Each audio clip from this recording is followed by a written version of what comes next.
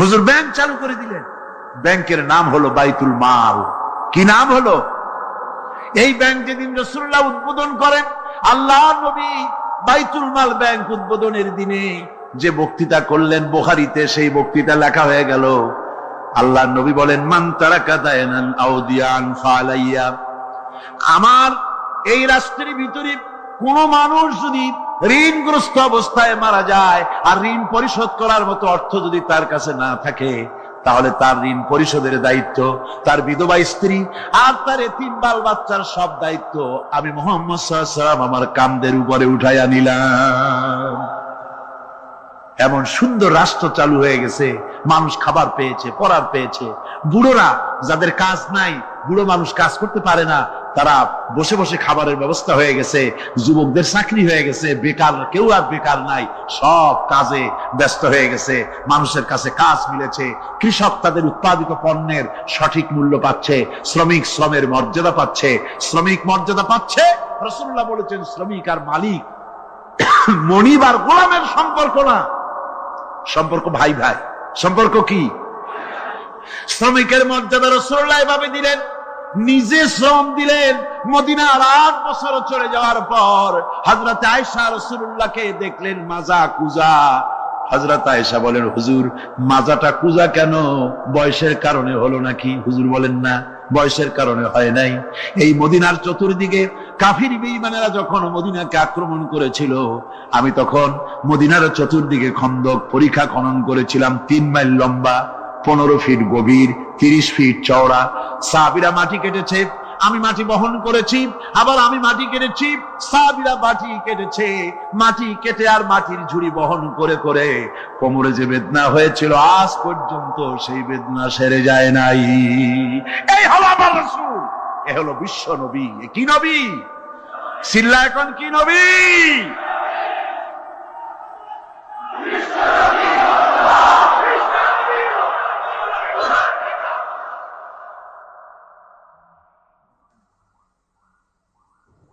বিসমিল্লাহির রহমানির রহিম।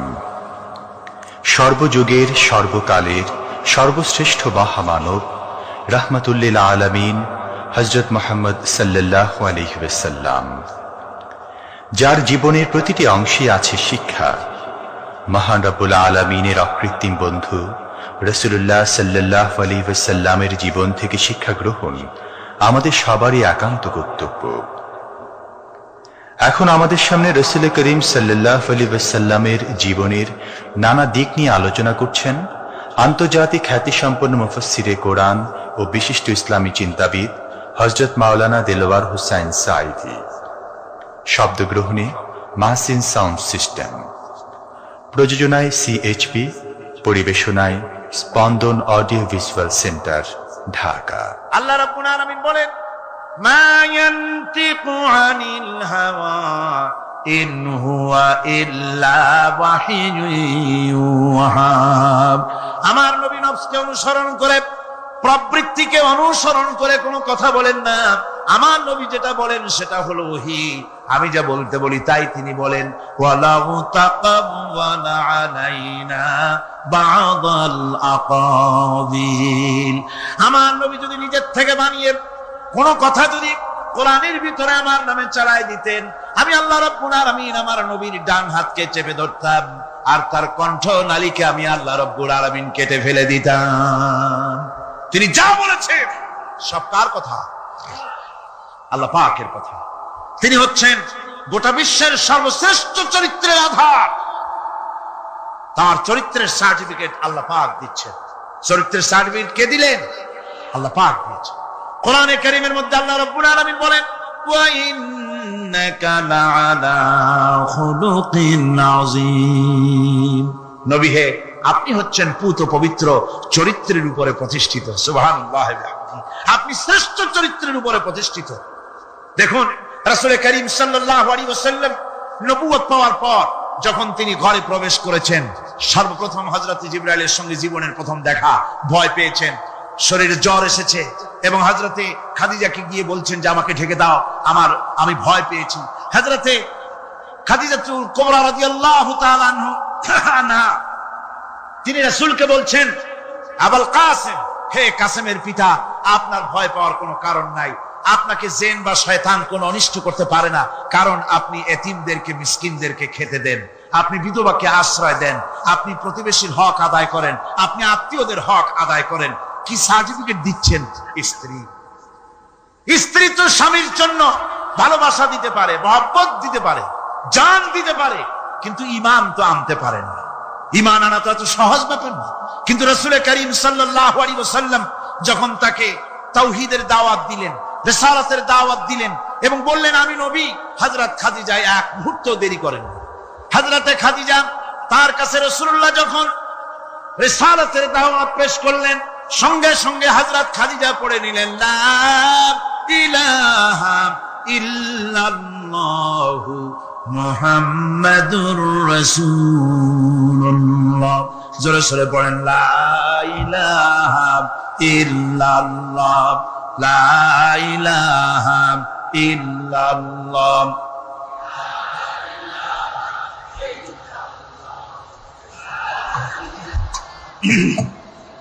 মুহাব্বতের সাথে জোরে সোরে পড়েন লা ইলাহা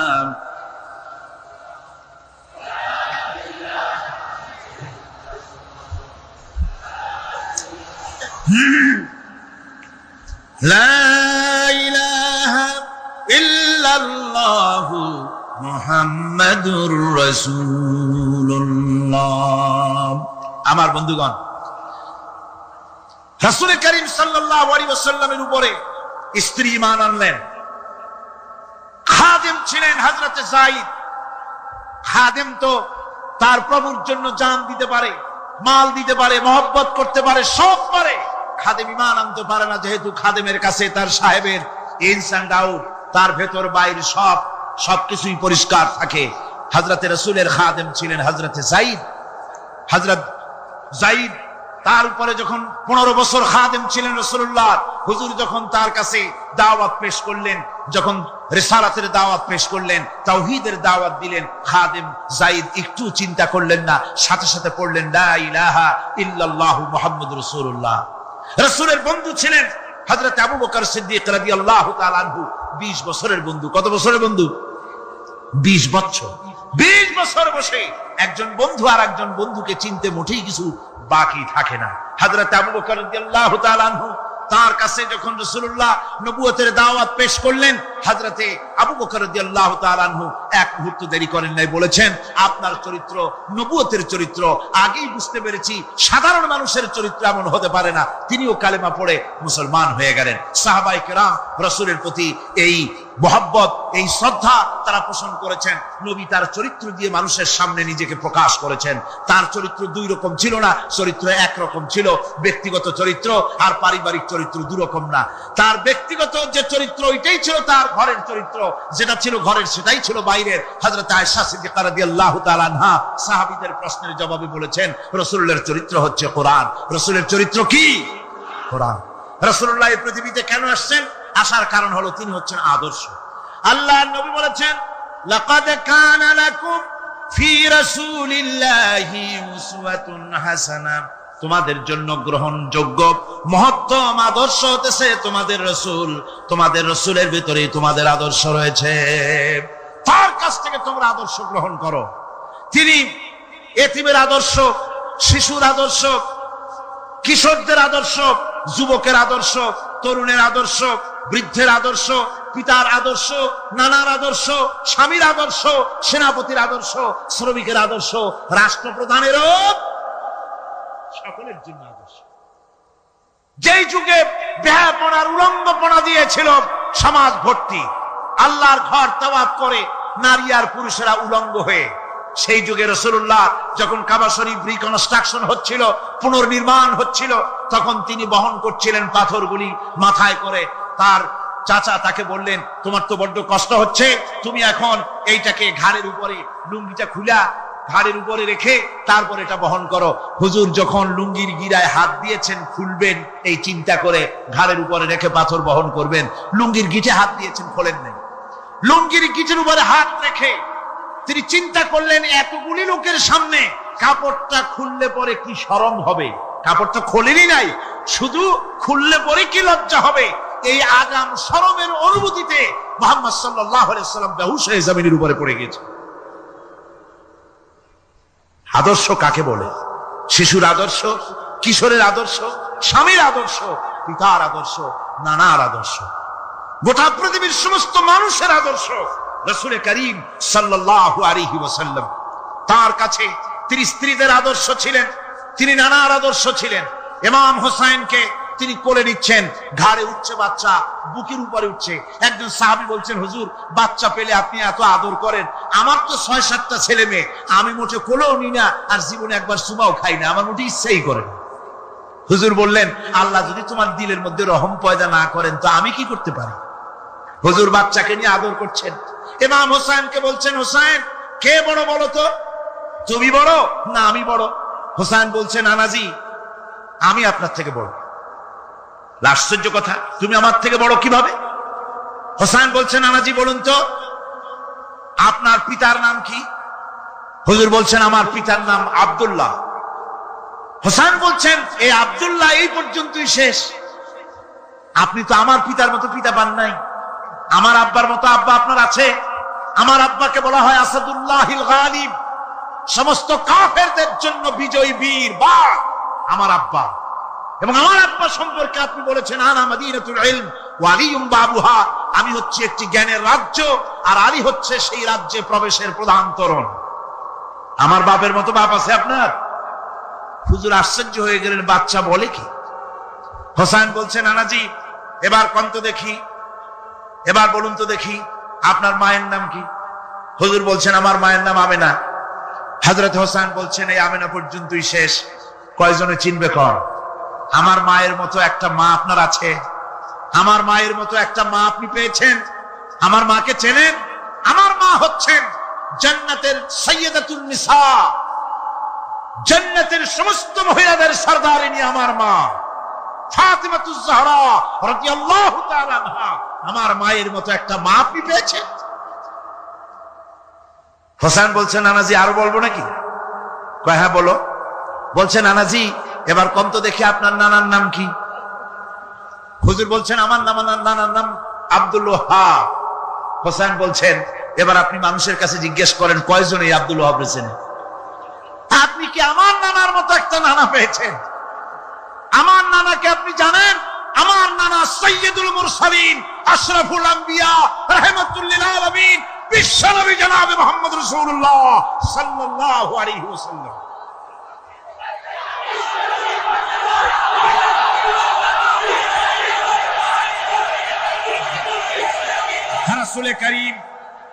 রাসূল করিম সাল্লাল্লাহু আলাইহি ওয়াসাল্লাম হোসেনকে বুকের সাথে জড়িয়ে ধরে হোসেনের ঠোঁটের উপরে, তার চিবুকের উপরে, তার গণ্ডদেশে, তার কপলে বারবার চুমু খেতে লাগলেন আর বললেন, নানা আমি আজকে তোমার সামনে হেরে গেলাম।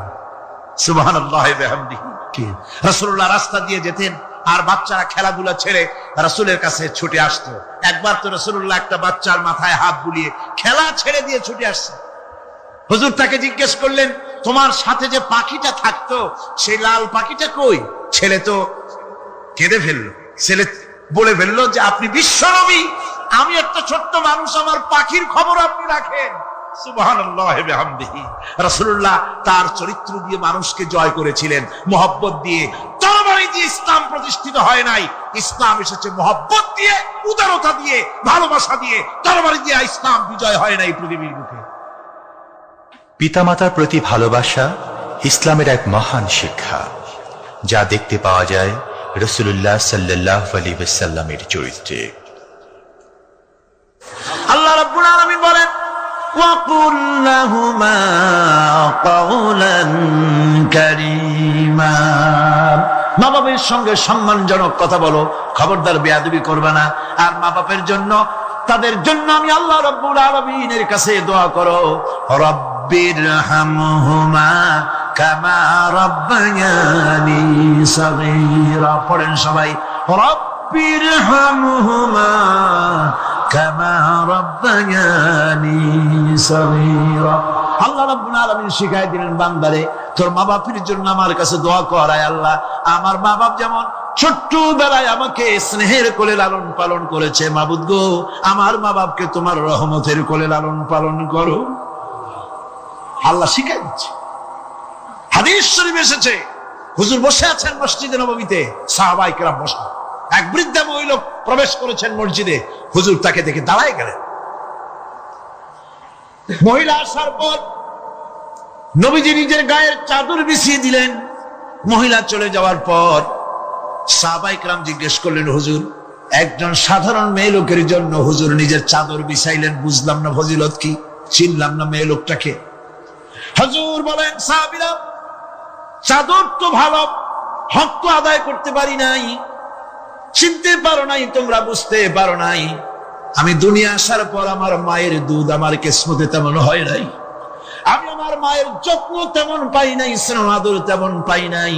যার বুকের দুধ খাইয়া, যার কোলে কাখে চড়ে আমি বড় হয়েছি, ইনি আমার সেই দুধ মা হযরতে হালিমাতুস সাদিয়া। বন্ধুরা, মা যদি বেঁচে থাকে, রাত্রে বাড়ি গিয়ে পায়ে ধরুন, বলেন মা অন্যায় করেছি, জীবনে বহু বেয়াদবি করেছি, আমারে মাফ করে দাও। বিশ্বাস করুন, মা বাপের যদি খেদমত করেন, মা বাপ যদি রাজি থাকে, রিস্কে, খাদ্যে, টাকায়, ইজ্জতে জীবনেও কষ্ট হবে না। বিপদে অবিচলতার মূর্ত প্রতীক বিশ্বনবী মুহাম্মদ সাল্লাল্লাহু আলাইহি ওয়াসাল্লাম।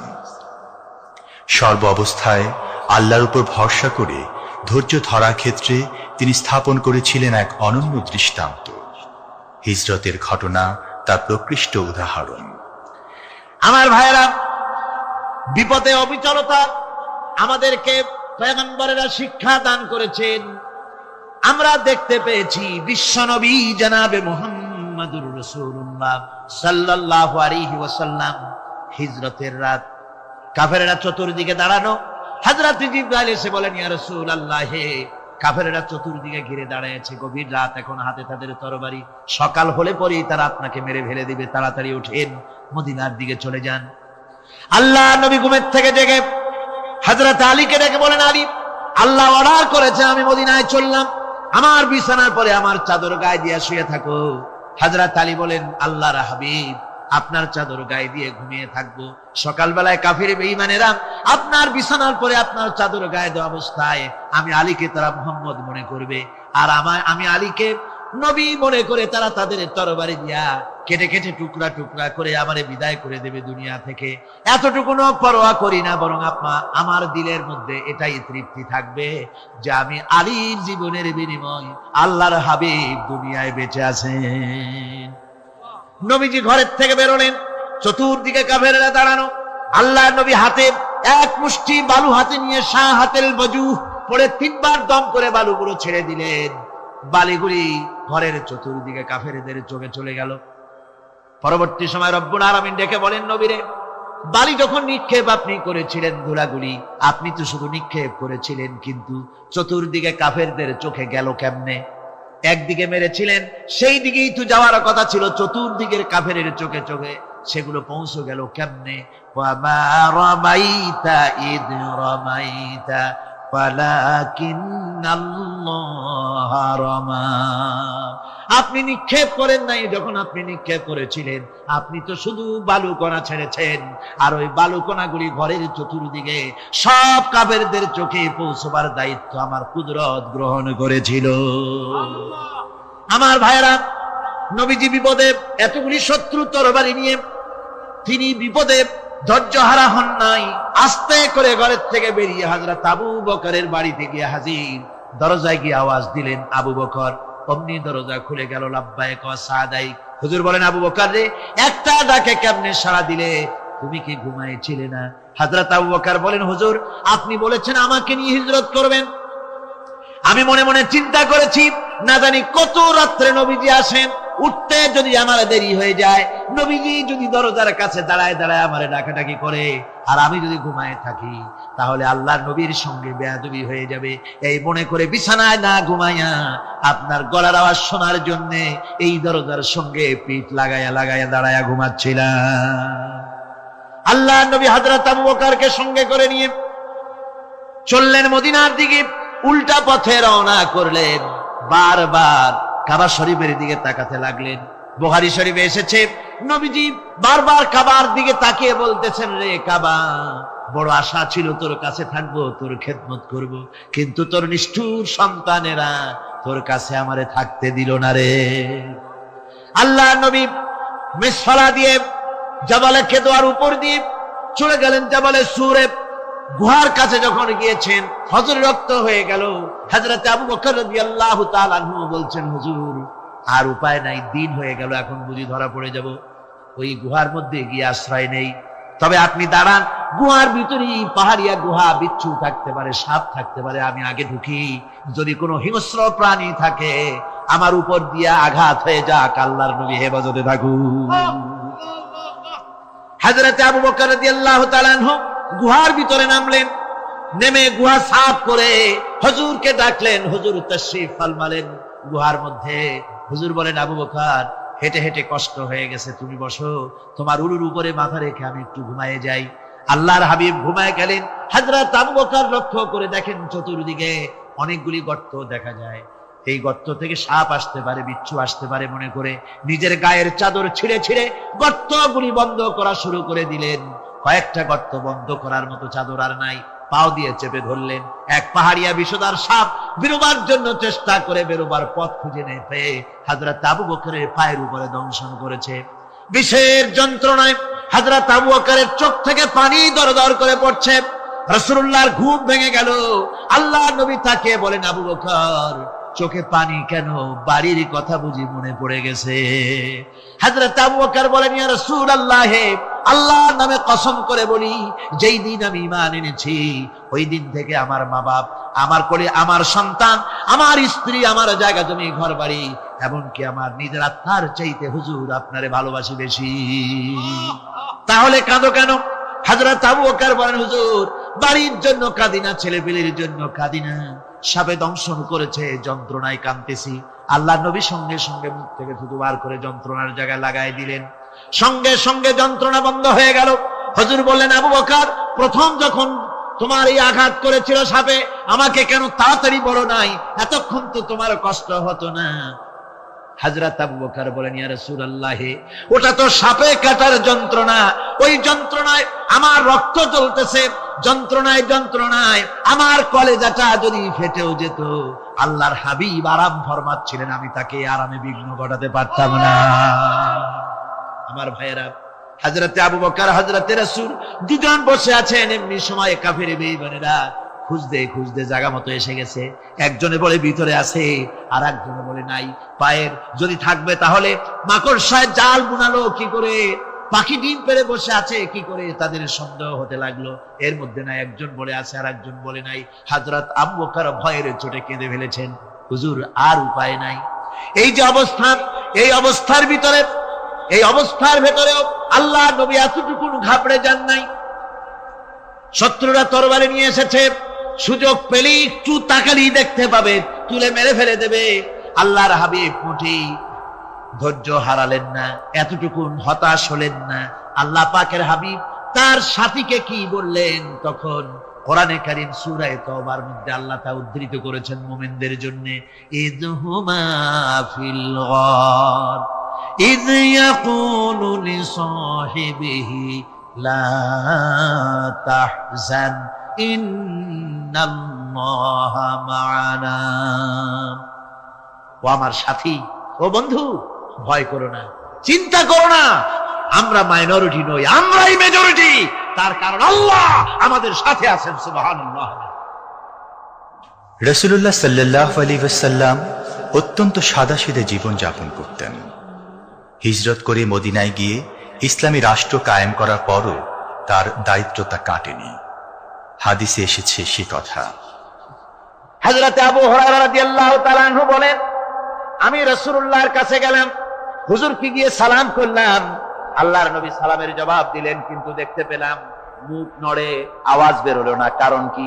কাছে গিয়ে দেখি নবীজি ক্ষুধার যন্ত্রণায় কথা বলতেছেন, আওয়াজ বেরোতেছে না। এত ক্ষুধা লেগেছে আল্লাহর নবীর। 2-4 দিন চলে গেছে, খাবার নাই।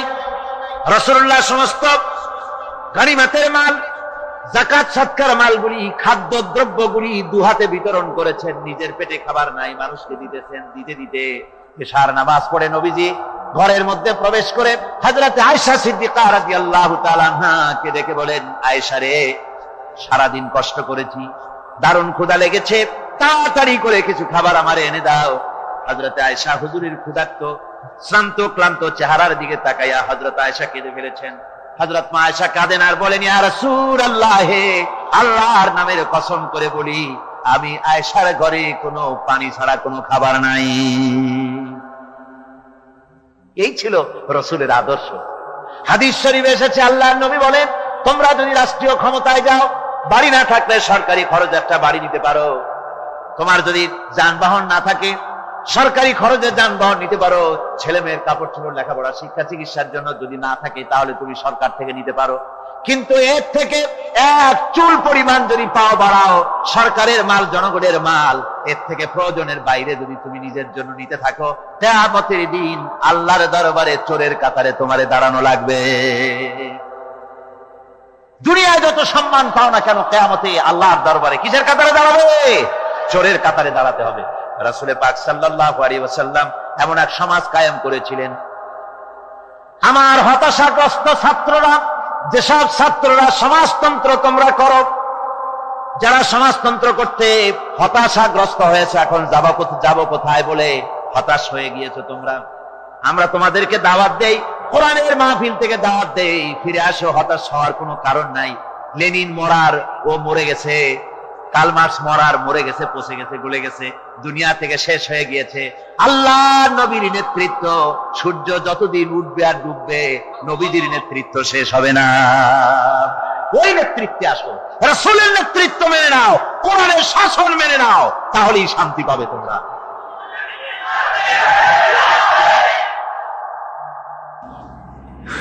আল্লাহর নবী দুপুরে আরাম করতেছিলেন। হযরত ওমর বলেন, আমি দেখতে গিয়েছিলাম রাসূলুল্লাহকে, আমি যাই সালাম দিলাম, হুজুর উঠে বসলেন। আমি দেখি খেজুরের পাতা দিয়া বুনানো দড়ি, সেই দড়ি দিয়া বুনানো খাটিয়া এখনো মক্কা মদিনায় আছে, যারা হজ করতে গেছেন দেখেছেন। ওই দড়ি দিয়া বুনানো খাটিয়া, ওর উপরে তোশক নাই, বিছানার চাদর নাই, নিজের হাত মোবারক মাথার তলে দিয়া রাসূল শুয়ে আছেন। ওমরকে দেখে হুজুর উঠে বসলেন। ওমর বলেন, আমি রাসূলের পিঠের দিকে তাকায় দেখি দড়িগুলোর দাগ কেটে আছে। আমি সহ্য করতে পারলাম না, আমি শিশুর মতো ডুকরে কেঁদে উঠলাম, বললাম, ইয়া রাসূলুল্লাহ, এই পৃথিবীর কাফির বেঈমানেরা এত শান্তি করলো দুনিয়ায়, আর আল্লাহর হাবিবের পিঠে দড়ির দাগ বরদাস্ত করতে পারছি না। আপনি আমার অনুমতি দেন, একটা তোশক আপনার জন্য বানায় দেই। হুজুর আমার বলেন, ওমর রে, শোনো, দুনিয়ায় শান্তি করার জন্য আমি আসি নাই। আমি যদি হুকুম করি উহুদ পাহাড় আমার জন্য সোনায় পরিণত হয়ে যা, উহুদ পাহাড়টা আমার জন্য সোনা হয়ে যেতে পারে। আমি দুনিয়ায় শান্তির জন্য আসি নাই, এসেছি মানবতার মুক্তির জন্য। পৃথিবীর মানুষগুলিকে বাঁচাতে এসেছি, সাদা কালো মানুষের ব্যবধান দূর করতে এসেছি। রাসূলুল্লাহ নারীর অধিকার দিলেন, সাদা কালো মানুষের ব্যবধান দূর করে দিলেন। পাহাড় সমান উঁচা সাদা কালা মানুষের অধিকারকে প্রতিষ্ঠিত করলেন, বললেন মানুষে মানুষে কোনো পার্থক্য নাই। আরবের উপরে অনারবের, অনারবের উপরে আরবের, ভাষার, সাদার উপরে কালোর, কালোর উপরে সাদার, কোন বর্ণ বৈষম্য ইত্যাদি দিয়ে মানুষের ফজিলত হয় না। মানুষের মর্যাদা বাড়ে, ইন্না আকরামাকুম ইনদাল্লাহি আতকাকুম। মানুষের মধ্যে মর্যাদা তোমাদের মধ্যে আল্লাহর কাছে তার, যে ব্যক্তি তোমাদের মধ্যে আল্লাহকে বেশি ভয় করে। সুবহানাল্লাহ কর, সুবহানাল্লাহ কর।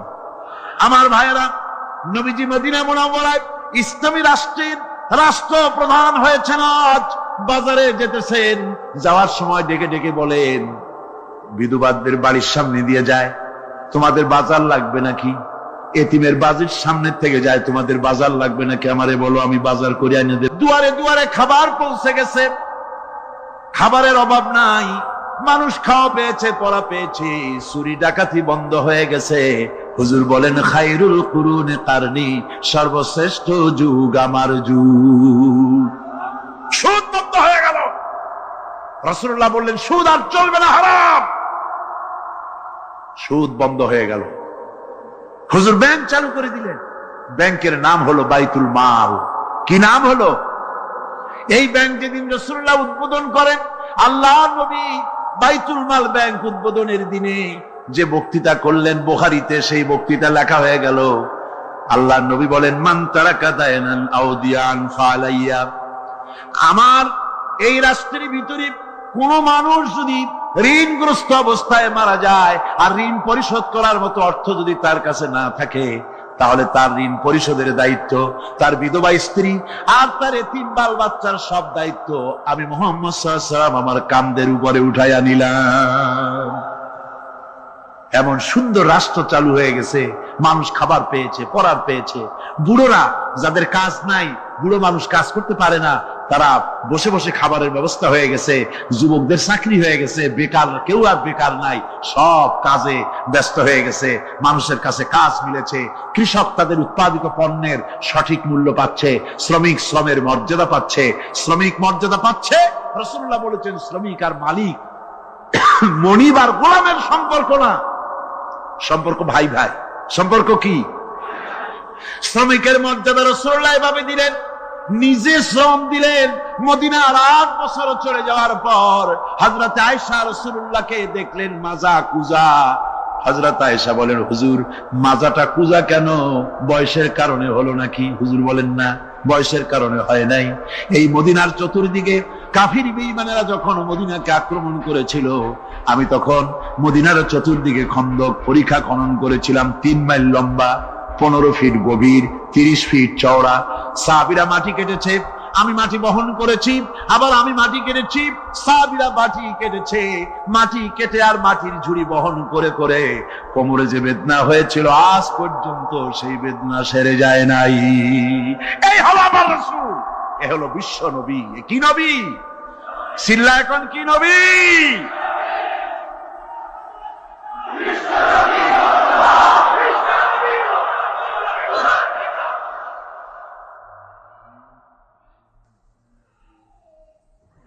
বিসমিল্লাহির রহমানির রহিম। সর্বযুগের সর্বকালের সর্বশ্রেষ্ঠ মহামানব রাহমাতুল্লিল আলামিন হযরত মুহাম্মদ সাল্লাল্লাহু আলাইহি ওয়াসাল্লাম, যার জীবনের প্রতিটি অংশে আছে শিক্ষা, মহান রব্বুল আলামিনের অকৃত্রিম বন্ধু রাসূলুল্লাহ সাল্লাল্লাহু আলাইহি ওয়াসাল্লামের জীবন থেকে শিক্ষা গ্রহণ আমাদের সবারই একান্ত কর্তব্য। এখন আমাদের সামনে রাসূল করিম সাল্লাল্লাহু আলাইহি ওয়াসাল্লামের জীবনের নানা দিক নিয়ে আলোচনা করছেন আন্তর্জাতিক খ্যাতিসম্পন্ন মুফাসসিরে কোরআন ও বিশিষ্ট ইসলামী চিন্তাবিদ হযরত মাওলানা দেলোয়ার হোসাইন সাঈদী। শব্দগ্রহণে মাহসিন সাউন্ড সিস্টেম, প্রযোজনায় সিএইচপি, পরিবেশনায় স্পন্দন অডিও ভিজুয়াল সেন্টার, ঢাকা। আল্লাহ রাব্বুল আলামিন বলেন, মা ইয়ানতিকু আনিল হাওয়া ইন হুয়া ইল্লা ওয়াহিয়ুন ইউহা। আমার নবী নফসকে অনুসরণ করে, প্রবৃত্তিকে অনুসরণ করে কোনো কথা বলেন না। আমার নবী যেটা বলেন সেটা হলো ওহী। আমি যা বলতে বলি তাই তিনি বলেন। ওয়ালাউ তাকাওয়ালা আলাইনা বা'দাল আকাবিল। আমার নবী যদি নিজের থেকে বানিয়ে কোনো কথা যদি কোরআনের ভিতরে আমার নামে চালাই দিতেন, আমি আল্লাহ রাব্বুল আলামিন আমার নবীর ডান হাতকে চেপে ধরতাম, আর তার কণ্ঠ নালীকে আমি আল্লাহ রাব্বুল আলামিন কেটে ফেলে দিতাম। তিনি যা বলেছেন সব কার কথা? আল্লাহ পাকের কথা। তিনি হচ্ছেন গোটা বিশ্বের সর্বশ্রেষ্ঠ চরিত্রের আধার। তার চরিত্রের সার্টিফিকেট আল্লাহ পাক দিচ্ছেন। চরিত্রের সার্টিফিকেট কে দিলেন? আল্লাহ পাক দিয়েছেন। কোরআনে কারীমের মধ্যে আল্লাহ রাব্বুল আলামিন বলেন, ওয়া ইন্নাকা লাআলা খুলুকিন আযীম। নবী হে, আপনি হচ্ছেন পুত পবিত্র চরিত্রের উপরে প্রতিষ্ঠিত। সুবহানাল্লাহ, আপনি শ্রেষ্ঠ চরিত্রের উপরে প্রতিষ্ঠিত। দেখুন, রাসূল করিম সাল্লাল্লাহু আলাইহি ওয়াসাল্লাম নবুয়ত পাওয়ার পর যখন তিনি ঘরে প্রবেশ করেছেন, সর্বপ্রথম হযরত জিবরাইলের সঙ্গে জীবনের প্রথম দেখা, ভয় পেয়েছেন, শরীরে জ্বর এসেছে এবং হযরতে খাদিজাকে গিয়ে বলছেন যে আমাকে ঢেকে দাও, আমি ভয় পেয়েছি। হযরতে খাদিজাতুল কুবরা রাদিয়াল্লাহু তাআলা আনহা তিনি রাসূলকে বলছেন, আবুল কাসেম, হে কাসেমের পিতা, আপনার ভয় পাওয়ার কোনো কারণ নাই। আপনাকে জিন বা শয়তান কোনো অনিষ্ট করতে পারে না, কারণ আপনি এতিমদেরকে, মিসকিনদেরকে খেতে দেন, আপনি বিধবাকে আশ্রয় দেন, আপনি প্রতিবেশীর হক আদায় করেন, আপনি আত্মীয়দের হক আদায় করেন। কি সার্টিফিকেট দিচ্ছেন? স্ত্রী তো স্বামীর জন্য ভালোবাসা দিতে পারে, মহব্বত দিতে পারে, জান দিতে পারে, কিন্তু ঈমান তো আনতে পারে না। ঈমান আনা তো এত সহজ ব্যাপার না। কিন্তু রাসূল করিম সাল্লাল্লাহু আলাইহি ওয়াসাল্লাম যখন তাকে তাওহীদের দাওয়াত দিলেন, রিসালাতের দাওয়াত দিলেন এবং বললেন আমি নবী, হযরত খাদিজা এক মুহূর্ত দেরি করেন। হযরতে খাদিজা তার কাছে রাসূলুল্লাহ যখন রিসালাতের দাওয়াত পেশ করলেন, সঙ্গে সঙ্গে হযরত খাদিজা পড়ে নিলেন লা ইলাহা ইল্লাল্লাহু মুহাম্মাদুর রাসূলুল্লাহ। জোরে সোরে পড়েন লা ইলাহা ইল্লাল্লাহ, লা ইলাহা ইল্লাল্লাহ।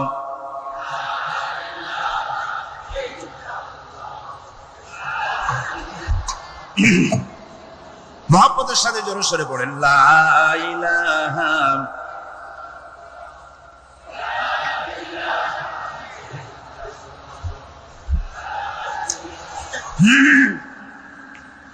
লা ইলাহা ইল্লাল্লাহু মুহাম্মাদুর রাসূলুল্লাহ। আমার বন্ধুগণ, রাসূল করিম সাল্লাল্লাহু আলাইহি ওয়াসাল্লামের উপরে স্ত্রী ঈমান আনলেন। খাদেম ছিলেন হযরতে যায়েদ। খাদেম তো তার প্রভুর জন্য জান দিতে পারে, মাল দিতে পারে, মহব্বত করতে পারে, সব পারে। খাদেম ঈমান আনতে পারে না, যেহেতু খাদেমের কাছে তার সাহেবের ইনস এন্ড আউট, তার ভেতর বাইরে সবকিছুই পরিষ্কার থাকে। হযরতে রাসূলের খাদেম ছিলেন হযরতে যায়েদ। হযরত যায়েদ তার উপরে যখন 15 বছর খাদেম ছিলেন রাসূলুল্লাহ, হুজুর যখন তার কাছে দাওয়াত পেশ করলেন, যখন রিসালাতের দাওয়াত পেশ করলেন, তাওহীদের দাওয়াত দিলেন, খাদেম যায়েদ একটু চিন্তা করলেন না, সাথে সাথে পড়লেন লা ইলাহা ইল্লাল্লাহু মুহাম্মাদুর রাসূলুল্লাহ। রাসূলের বন্ধু ছিলেন হযরত আবু বকর সিদ্দিক রাদিয়াল্লাহু তাআলা আনহু। 20 বছরের বন্ধু। কত বছরের বন্ধু? 20 বছর। 20 বছর বসে একজন বন্ধু আর একজন বন্ধুকে চিনতে মোটেই কিছু বাকি থাকে না। হযরত আবু বকর রাদিয়াল্লাহু তাআলা আনহু তার কাছে যখন রাসূলুল্লাহ নবুয়তের দাওয়াত পেশ করলেন, হযরতে আবু বকর রাদিয়াল্লাহু তাআলা আনহু এক মুহূর্ত দেরি করেন নাই, বলেছেন আপনার চরিত্র নবুয়তের চরিত্র।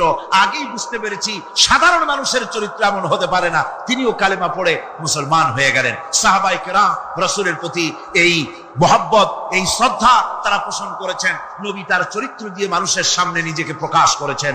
তার চরিত্র দুই রকম ছিল না, চরিত্র একরকম ছিল। ব্যক্তিগত চরিত্র আর পারিবারিক চরিত্র দুই রকম না। তার ব্যক্তিগত যে চরিত্র ওইটাই ছিল তার ঘরের চরিত্র, যেটা ছিল ঘরের সেটাই ছিল বাইরের। হযরত আয়েশা সিদ্দিকা রাদিয়াল্লাহু তাআলা আনহা সাহাবীদের প্রশ্নের জবাবে বলেছেন রাসূলের চরিত্র হচ্ছে কোরআন। রাসূলের চরিত্র কি? কোরআন। রাসূলুল্লাহ এই পৃথিবীতে কেন আসছেন? আসার কারণ হলো তিনি হচ্ছেন আদর্শ। আল্লাহর নবী বলেছেন লাকাদ কানা লাকুম ফি রাসূলিল্লাহি উসওয়াতুন হাসানাহ, তোমাদের জন্য গ্রহণযোগ্য মহত্তম আদর্শ হতেছে তোমাদের রাসূল। তোমাদের রাসূলের ভিতরে তোমাদের আদর্শ রয়েছে, তার কাছ থেকে তোমরা আদর্শ গ্রহণ করো। তিনি এতিমের আদর্শ, শিশুর আদর্শ, কিশোরদের আদর্শ, যুবকের আদর্শ, তরুণের আদর্শ, বৃদ্ধের আদর্শ, পিতার আদর্শ, নানার আদর্শ, স্বামীর আদর্শ, সেনাপতির আদর্শ, শ্রমিকের আদর্শ, রাষ্ট্রপ্রধানেরও সকলের জন্য আদর্শ। যেই যুগে বেহাপনার উলঙ্গপনা দিয়েছিল সমাজ ভর্তি, আল্লাহর ঘর তাওয়াফ করে নারী আর পুরুষেরা উলঙ্গ হয়ে, সেই যুগে রাসূলুল্লাহ যখন কাবা শরীফ রিকনস্ট্রাকশন হচ্ছিল, পুনর্নির্মাণ হচ্ছিল, তখন তিনি বহন করছিলেন পাথরগুলি মাথায় করে। তার চাচা তাকে বললেন তোমার তো বড্ড কষ্ট হচ্ছে, তুমি এখন এইটাকে ঘাড়ের উপরে, লুঙ্গিটা খুলা ঘাড়ের উপরে রেখে তারপর এটা বহন করো। হুজুর যখন লুঙ্গির গিরায় হাত দিয়েছেন খুলবেন এই চিন্তা করে, ঘাড়ের উপরে রেখে পাথর বহন করবেন, লুঙ্গির গিটে হাত দিয়েছেন খোলেন নাই। লুঙ্গির গিটের উপরে হাত রেখে তিনি চিন্তা করলেন এতগুলি লোকের সামনে কাপড়টা খুললে পরে কি শরম হবে। কাপড়টা খোলেনি নাই, শুধু খুললে পরে কি লজ্জা হবে। এই আগাম শরমের অনুভূতিতে মুহাম্মদ সাল্লাল্লাহু আলাইহি সাল্লাম বেহুশ হয়ে জমিনের উপরে পড়ে গেছে। এখানে ধরুন একজন মানুষ যদি একজনের একটা ঠ্যাং ভাঙে ফেলাই দিল, তাহলে বিচার কি হবে? ব্রিটিশ ল যেটা আছে, বাংলাদেশ পেনাল কোড যেটা আছে, এই পেনাল কোডে বলা হবে যে সলিমউদ্দিন ঠ্যাং ভাঙছে বসিরউদ্দিন, যে ভাঙছে তার জন্য শাস্তি এই হবে 6 মাসের জেল, 2000 টাকা জরিমানা করে দিল। এখন আপনি বলেন বিচার মাপে কি দিয়া? ইনসাফের প্রতীক কি? ইনসাফের প্রতীক দাড়িপাল্লা। এই দাড়িপাল্লায় এখন আপনি ওজন দেন ইনসাফ। ঠ্যাং ভাঙছে কার? সলিমউদ্দিন, তার ভাঙ্গা ঠ্যাং এক পাশে থন, এক পাল্লা। আর বসিরউদ্দিন ভাঙছে ঠ্যাং, সেই কারণে তার 2000 টাকা জরিমানা আর 6 মাসের জেল আর এক পাল্লায় রাখেন। এবার দাড়ি ধরে টান দেন, সমান হবে? যদি 50,000 টাকা জরিমানা হয় আর 6 বছরের জেল হয়, তাও কি সমান হবে? হবে না। সমান হবে কি হলে? সমান হবে ওই সলিমউদ্দিন ভাঙ্গা ঠ্যাং এক পাল্লায় দেওয়া, আর যে ভাঙছে তার নাম কি? বসিরউদ্দিন। বসিরউদ্দিন কেউ যদি থাকেন রাগ করবেন না, আমি একটা দৃষ্টান্ত দিচ্ছি। এখন ওই বসিরউদ্দিন ভাঙ্গা তার একটা ঠ্যাং ভাঙ্গিয়া যদি এই পাল্লায় রাখেন, এখন যদি টান দেন, তাহলে সমান হবে কিনা বলেন? এটা হচ্ছে কোরআন। এই কোরআন বলছে পায়ের বদলে পা, হাতের বদলে হাত, নাকের বদলে নাক, চোখের বদলে চোখ, জানের বদলে জান। সুবহানাল্লাহ। এটা ইনসাফ।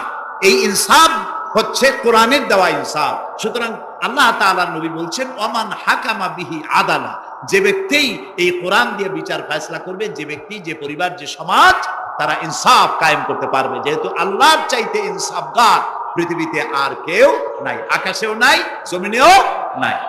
রাসূলুল্লাহ বলছেন ওয়ামান দা ইলাইহি হুদিয়া ইলা সিরাতিল মুস্তাকিম, যে ব্যক্তি কোরআনের দিকে মানুষকে দাওয়াত দেয়, সেই একটি সহজ সরল রাস্তার দিকে দাওয়াত দেয়, যে রাস্তার শুরু পৃথিবী থেকে আর রাস্তার শেষ জান্নাতুল ফেরদাউসে গিয়ে। সুবহানাল্লাহ। এটা হচ্ছে সেই কোরআন। বুঝতে না পারার কারণে আমরা বিপদে পড়েছি। প্রিয় ভাই সব, আপনারা আছেন কষ্টে, বসেছেন পানির মধ্যে, আছেন দাঁড়াইয়া, মাথার উপরে ছেঁড়া সামিয়ানা বিরক্ত করছে।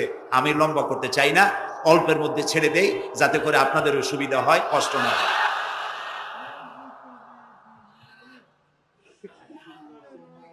আমি না, তবুও আমি খুব লম্বা করব না, অল্পতে আমরা যাতে বুঝতে পারি এরকম একটু কথা আমি বলতে চাই, একটু বলি, এবং সেইটা বলবো, হ্যাঁ সেইটাই বলবো যেটা আপনারা শুনতে চান, সেইটাই বলবো যেটা শুরু করেছিলেন আমাদের রফিকুল ইসলাম খান ভাই, মহানগরীর সেক্রেটারি জনাব রফিকুল ইসলাম খান। আল্লাহ তাআলা ওনার প্রতি রহম করুন, আমরা বলি আমিন। এবং আমার বক্তৃতার পরে আমরা আমাদের সম্মানিত অ্যাসিস্ট্যান্ট সেক্রেটারি জেনারেলের কিছু কথা আমরা শুনবো ইনশাআল্লাহ। তো আমি ওই আয়াতটা দিয়েই কথা বলি। আল্লাহ তাআলা বলছেন ইয়া আইয়ুহাল্লাযীনা আমানু হাল আদুল্লুকুম আলা তিজারাতিন তুনজিকুম মিন আযাবিন আলীম تؤمنون بالله ورسوله وتجاهدون في سبيل الله بأموالكم وأنفسكم ذلكم خير لكم إن كنتم تعلمون।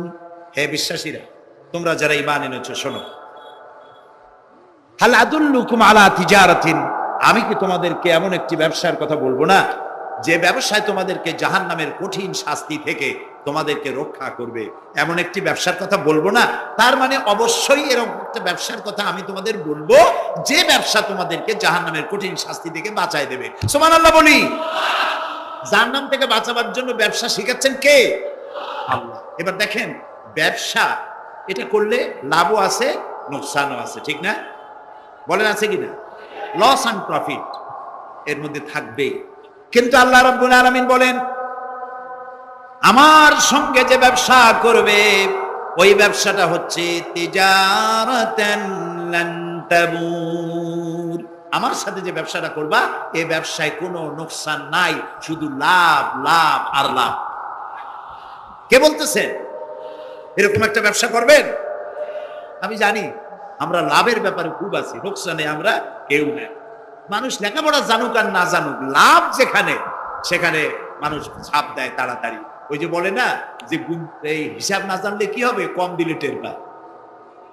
আমরা লাভ খুব ভালোই বুঝি, এই জন্য এটা কোরআনও নয় হাদিসও নয়, একটু রূপক কথা। এক ব্যবসায়ী নেকে কিয়ামতের দিন হাজির করা হবে, ফেরেশতা তাকে বলবে যে আল্লাহর বান্দা, তোমার পাপ আর পুণ্য, ন্যাক আর বদ, এই দুটি সমান সমান হয়ে গেছে, 50-50, এখন কোন জায়গায় যাবা, কও বেহেশতে যাবা না দোজখে যাবা? ব্যবসায়ী লোকটা কিছু জানে না, সে কয় যে ফেরেশতা ভাই, আমি তো দোজখও চিনি না বেহেশতেও চিনি না, সারা জীবন ব্যবসা করছি, যে জায়গায় গেলে আমার 2 টাকা লাভ হয় ওইখানে আমার পাঠাবো। মানুষ লাভ খুব ভালো বোঝে এবং লাভের দিকে মানুষ ঝোঁকে বেশি। এই জন্য আল্লাহ তাআলা বলছেন, হাল আদুল্লুকুম আলা তিজারাতিন তুনজিকুম মিন আযাবিন আলিম, যেটা লাভ আর লাভ। আমার সাথে ব্যবসা করো, শুধু লাভ হবে। তো এই ব্যবসার মধ্যে পুঁজি হলো 3টা। ব্যবসার মধ্যে পুঁজি কয়টা? 3টা। আল্লাহ রাব্বুল আলামিন বলেন, তুমিনুনা বিল্লাহি ওয়া রাসূলিহি ওয়া তুজাহিদুনা ফি সাবিলিল্লাহ। 3টি পুঁজি। একটি হলো আল্লাহর প্রতি ঈমান, রাসূলের প্রতি ঈমান এবং আল্লাহর রাস্তায় জিহাদ করা, মাল দিয়া জান দিয়া। এই কয়টা হলো? 3টা। চলুন এই 3টি কথার ব্যাখ্যা করে তারপরে মোনাজাত করব সংক্ষেপে, যেন আমরা আল্লাহর সাথে ব্যবসাটা শুরু করতে পারি আজকে থেকেই। আল্লাহ যেন তৌফিক দেন, বলেন আমিন। 1 নম্বর হচ্ছে তুমিনুনা বিল্লাহ, আল্লাহর প্রতি বিশ্বাস, আল্লাহর প্রতি ঈমান, বলেন আল্লাহর প্রতি ঈমান। এখন আপনারা বলবেন যে এটা তো কোনো নতুন কথা হইলো না, আল্লাহর প্রতি ঈমান আনছি, যদি ঈমানই না থাকতো তাহলে কি বৃষ্টির মধ্যে এই পানির মধ্যে আমরা কি বসে থাকতাম? 100% সত্য কথা। ঈমান না থাকলে কেউ আসতেনও না, আর এই পানির মধ্যে, ঝড়ের মধ্যে বাঁশ ভাঙ্গে মাথায় পড়তে পারে এই ঝুঁকি নিয়ে বসতেন না। ঠিক কিনা ভাই? আমরা সবাই ঈমানদার। তবে আল্লাহর উপর ঈমান আনতে হলে 4টি শর্ত লাগে। কয়টি শর্ত? 4টি শর্ত ফুলফিল করলে আল্লাহর উপর ঈমান এনেছি বলে প্রমাণিত হবে। নইলে আল্লাহ আছে এ কথা নুরা পাগলাও বলছে। নুরা পাগলার বলা আর আপনার আমার বলা এটা তো এক হওয়ার কথা না, ঠিক কিনা বলে? তা আল্লাহর উপর ঈমান আনতে হলে শর্ত কয়টা? 4টে। 1 নম্বরের শর্ত হলো আল্লাহর জাত সম্পর্কে স্বীকার করে নেওয়া, আল্লাহর অস্তিত্ব, আল্লাহ আছেন এটা মেনে নেওয়া। তো আল্লাহ আছেন এ ব্যাপারে আমাদের কোনো দ্বিমত নেই, ঠিক না? এবং কোরআনে কারীমের ছোট্ট একটি সূরায় আল্লাহ তাআলা তার নিজের জাত সম্পর্কে এভাবে বলেছেন, কুল হুয়াল্লাহু আহাদ। আমরা জানি না এই সূরা? পড়েন, কুল হুয়াল্লাহু আহাদ আল্লাহুস সামাদ লাম ইয়ালিদ ওয়া লাম ইউলাদ ওয়া লাম ইয়াকুল লাহু কুফুয়ান আহাদ। আল্লাহ তাআলা বলেন, বলো হে নবী আপনি বলুন, আল্লাহ এক এবং একক, তিনি কারো মুখাপেক্ষী নন, তিনি কাউকে জন্ম দেন নাই, তাকেও কেউ জন্ম দেয় নাই, দুনিয়া এই আকাশে এবং জমিনে তার সমকক্ষ কেউ নাই। তিনি এক, তিনি একক, তিনি ছিলেন, তিনি আছেন এবং তিনি থাকবেন। লাইসা কামিসলিহি শাইউন, তার মতো কেউ নাই। তবে প্রশ্ন ওঠে, আল্লাহ আছেন কোথায়? এরকম একটা প্রশ্ন করা যেতে পারে, আল্লাহ কোথায় আছেন? বলতে পারবেন কোথায় আছে? এটি নিয়ে বিভ্রান্তি আছে মানুষের মধ্যে। কেউ বলেন আল্লাহ সদা সর্বত্র বিরাজিত, সব জায়গায় তিনি আছেন। এই কথাটি সত্য নয়। আল্লাহর যদি সব জায়গায় থাকা লাগে তাহলে পৃথিবীর মধ্যে ভালো জায়গাও আছে, খারাপ জায়গাও আছে। আছে না খারাপ জায়গা? আমি সেসব জায়গার নাম নিলাম না, আপনারা বুঝে নেন। তাহলে আল্লাহ সব জায়গায় থাকলে এই কথা যদি সত্য হয় তাহলে এটি অত্যন্ত বেয়াদবিমূলক কথা, এ কথা ঠিক না। আল্লাহ আছেন কোথায়? আল্লাহ নিজেই বলছেন তিনি কোথায় আছেন। কোরআনে কারীমে রব্বুল আলামিন তিনি কোথায় আছেন একথা তিনি নিজেই বলে দিয়েছেন, আর রহমানু আলাল আরশিস তাওয়া। আল্লাহ তাআলা আরশের উপরে আছেন, সুবহানাল্লাহি ওয়া বিহামদিহি। এবং প্রত্যেক রাত্রে তিনি শেষ রাত্রে প্রথম আকাশে আসেন, নবী করিম সাল্লাল্লাহু আলাইহি সাল্লাম বলেছেন। প্রিয় ভাই সব, তো আল্লাহ তাআলা সদা সর্বত্র বিরাজমান যে কথাটা বলা হয় এটা আক্ষরিক অর্থে ওরকম না, এটা ব্যাখ্যা সাপেক্ষে কথা। আল্লাহ সদা সর্বত্র সব জায়গা সম্পর্কে ওয়াকিফাল, তিনি সব জানেন, সব দেখেন। তিনি সামিউন, তিনি বাসিরুন, তিনি দেখতে পান, তিনি শুনতে পান। আপনার আমার দেখার মধ্যে কোনো বাধা, প্রাচীর, অবস্ট্রাকশন কিছু একটা থাকতেই পারে। আল্লাহর দেখার মধ্যে কোনো বাধা নাই। অন্ধকার রাতেও দেখেন, কুয়াশাচ্ছন্ন হলেও দেখেন, মেঘের মধ্যেও দেখেন, তার দেখায় কোনো বাধা নাই, তার শোনায় কোনো বাধা নাই। এমন কি মহাসাগরের অতল তলদেশী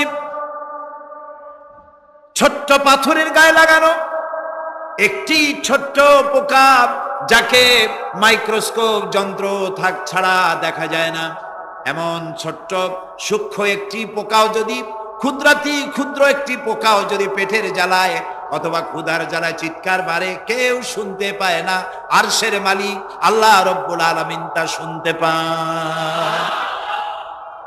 এ হচ্ছে আল্লাহ, তিনি সব শুনতে পান, সব দেখতে পান। তার জাত সম্পর্কে স্বীকার করে নেওয়া, মেনে নেওয়া, তিনি আছেন, তার শক্তি সহকারে তাকে মানা। আমরা যে কোনো জিনিস বিশ্বাস করি তার শক্তি সহকারে বিশ্বাস করি।